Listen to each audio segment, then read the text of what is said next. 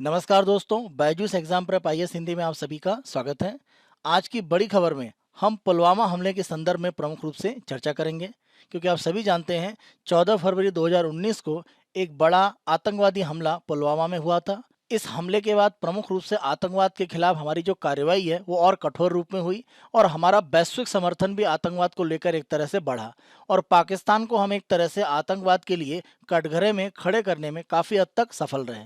तो अगर हम प्रमुख रूप से बात करते हैं पुलवामा हमले की, तो 14 फरवरी 2019 को जम्मू कश्मीर के पुलवामा में एक आत्मघाती हमला हुआ,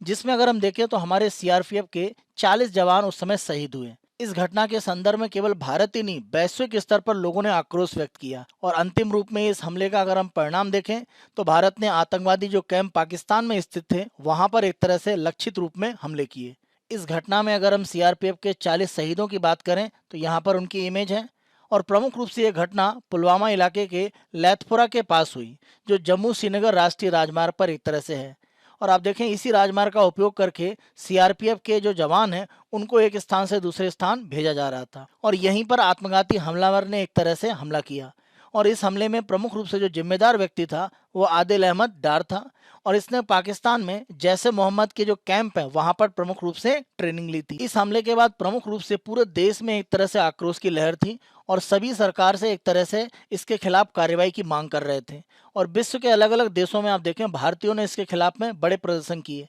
जिससे विश्व के अलग अलग देशों पर भी एक तरह से दबाव पड़ा कि वे आतंकवाद के विरोध में खड़े हों और पाकिस्तान का जो समर्थन करने की स्थितियां हैं उससे पीछे हटें। यहाँ पर संयुक्त राष्ट्र संघ ने इसके संदर्भ में आक्रोश व्यक्त किया। अमेरिका, रूस, ऑस्ट्रेलिया, फ्रांस, सऊदी अरब, श्रीलंका, बांग्लादेश सहित दुनिया के लगभग सभी देशों ने पुलवामा आतंकवादी घटने की कड़े शब्दों में निंदा की। इससे भारत की आतंकवाद के खिलाफ जो लड़ाई है वो एक तरह से मजबूत हुई, क्योंकि हमारा समर्थन यहाँ पर प्रबल हुआ और पाकिस्तान की स्थिति कहीं ना कहीं कमजोर हुई। हम ध्यान रखें कि ये जो हमला हुआ तो जिस तरह से भारत सरकार पर दबाव था कि सरकार कार्रवाई करे, तो सरकार ने तत्काल रूप में कुछ कार्रवाइयां उसी दिन करी, यानी 14 फरवरी 2019 के दिन ही भारत ने एमएफएन का जो दर्जा डब्ल्यूटीओ के अनुसार हमने पाकिस्तान को दे रखा था, यानी सबसे पसंदीदा राष्ट्र यानी मोस्ट फेवर्ड नेशन, वो दर्जा हटा दिया और पाकिस्तान से जो भी एक तरह से भारत में आयात आ रहे थे उन पर हमने सीमा शुल्क 200% तक बढ़ा दिया। तो अभी तक व्यापार में जो छूट पाकिस्तान ले रहा था भारत से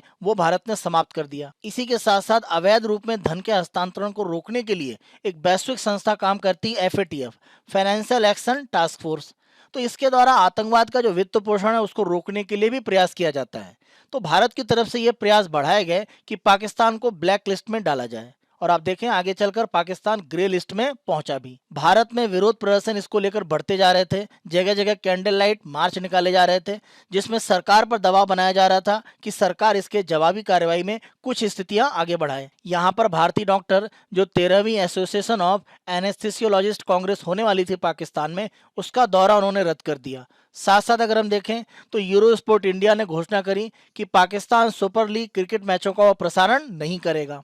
और साथ साथ अगर हम ऑल इंडिया सिनेवर्स एसोसिएशन की बात करें या Indian films and television directors association की बात करें, इन्होंने पाकिस्तानी अभिनेता और कलाकारों पर एक तरह से प्रतिबंध लगा दिया और इसके माध्यम से कहीं ना कहीं सांस्कृतिक जो एक तरह से आपस में आदान प्रदान था उसको भी रोका गया, यानी इसका बहुत कठोर शब्दों में भारत में विरोध हुआ। और अंतिम रूप में आप देखें तो भारत सरकार ने एक जवाबी कार्रवाई में प्रतिक्रिया दी भी और 26 फरवरी 2019 की अगर हम प्रातःकाल 3:45 के समय की बात करें तो जो हमला है वो भारत सरकार की तरफ से प्रारंभ हुआ और हमारी वायुसेना ने पाकिस्तान के बालाकोट में जैसे मोहम्मद के जो प्रशिक्षण शिविर है उन पर हमला किया। इसमें प्रमुख रूप से अगर हम देखें तो मिराज जेट विमान का उपयोग किया गया। इन लड़ाकू विमानों ने प्रशिक्षण केंद्रों को बमबारी के माध्यम से समाप्त किया और माना जाता है कि 300 से 350 आतंकवादी इस हमले में मारे गए। पाकिस्तान के द्वारा भी अगले दिन इसके खिलाफ एक प्रतिक्रिया दी गई और ये ऐसी स्थिति थी कि भारत और पाकिस्तान में युद्ध जैसी स्थिति बन सकती थी।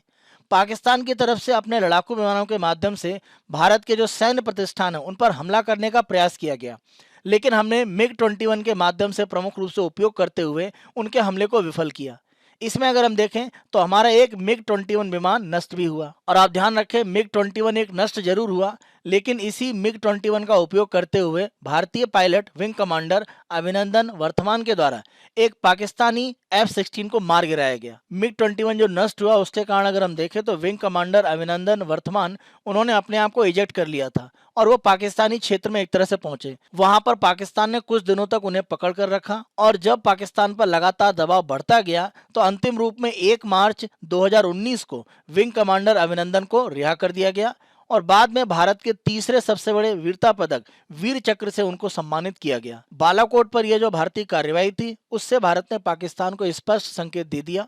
कि अब आतंकवादी घटनाएं जो भी संचालित होंगी उनको हल्के में नहीं लिया जाएगा और उनके खिलाफ कठोर कार्रवाई की जाएगी। तो इस हमले ने कहीं ना कहीं आतंकवादियों के खिलाफ भारत सरकार की जो नीति है उसको स्पष्ट किया और हमें इसको लेकर वैश्विक समर्थन भी बड़े पैमाने पर प्राप्त हुआ। आज की बड़ी खबर को हम यहीं पर समाप्त करते हैं। Byju's exam prep IAS Hindi की इस पहल को अगर आप पसंद कर रहे हैं तो अधिक से अधिक संख्या में लाइक करें, शेयर करें और अभी तक अगर आपने हमारे यूट्यूब चैनल को सब्सक्राइब नहीं करा है तो हमारे यूट्यूब चैनल को आज ही सब्सक्राइब करें। धन्यवाद।